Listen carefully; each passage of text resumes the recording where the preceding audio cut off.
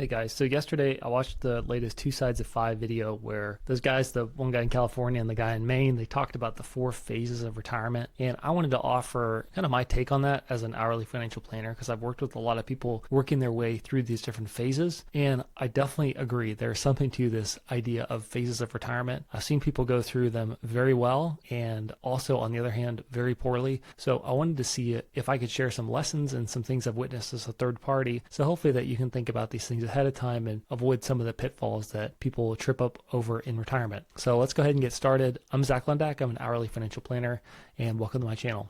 So the 4 phases that they outlined were the honeymoon phase, the disenchantment phase, the reorientation phase, and the stability phase.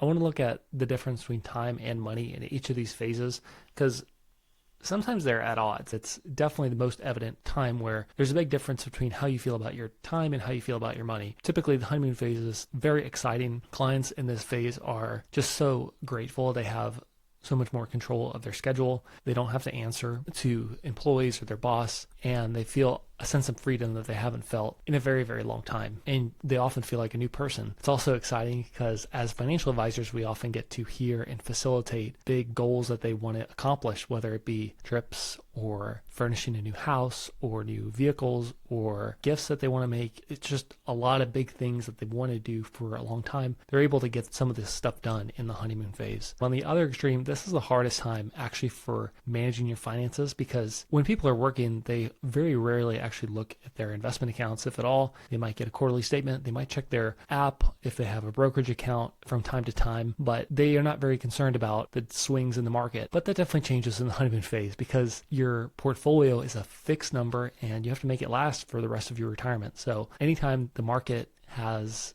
a dip or the news is bad or there's instability in some part of the world, it can kind of make you feel a lot more anxious than it otherwise would have.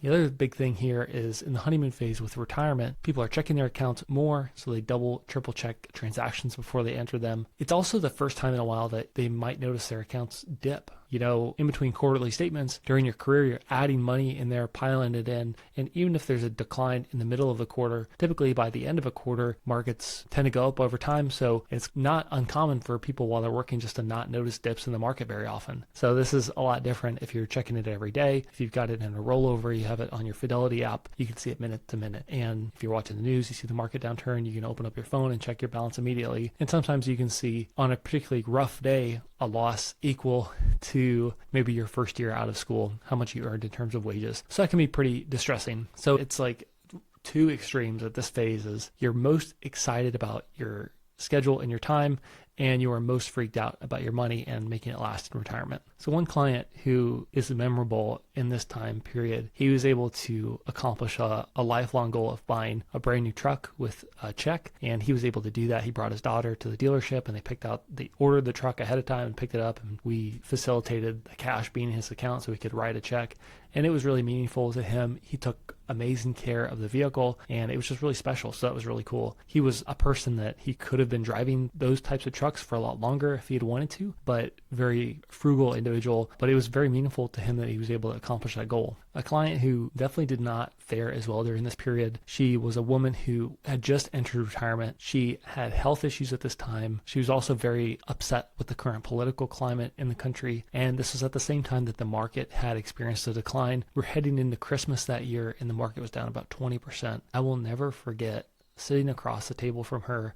I could literally see her shaking. She was so upset and nervous about what was transpiring. So this was particularly challenging. In the end, it ended up working out fine and it was okay, but she was so afraid about what was going to happen. I think a way to avoid this is just make sure you really internalize that losses during early retirement are not a question of if, but when, especially when you're drawing funds out of your portfolio and you see the market declining. It is particularly challenging if you haven't prepared yourself mentally for it. So those 2 clients really stick out in the honeymoon phase. It can be a very exciting time. It's the most fun, but also the most dangerous from a financial standpoint. Disenchantment is the next phase. And this is where things on your calendar just expand and expand. And you hear people talk about this, not even people of traditional retirement age, but even when you hear anyone move on from a big project, they just are like, wow, I'm busier now than I've ever been. And a couple things that from my perspective, it stems from. One would be just regular errands that you typically tried to squeeze in between other big events in your life. those can just naturally just take up more time as you allow them to. So guarding against that is important. But then the other big one, and the unfortunate one, is getting involved with either people or projects that seem to be okay, but they don't actually offer you any sort of fulfillment. And this is particularly challenging to get away from. And getting away from them is what is going to allow you to move forward through this phase. So clients that do well in this disenchantment phase are generally resilient people. They're able to move through this and are just, you'd be able to guess that they are able to get through these challenging times. That maybe they faced adversity in the past, so this is something that they know how to navigate. But generally people who don't dwell on negative outcomes or doom and gloom sort of personality types are able to make it through this phase and navigate and get out pretty quick. Two clients who did not make it through this phase gracefully both have something in common, and it was getting involved in their neighborhood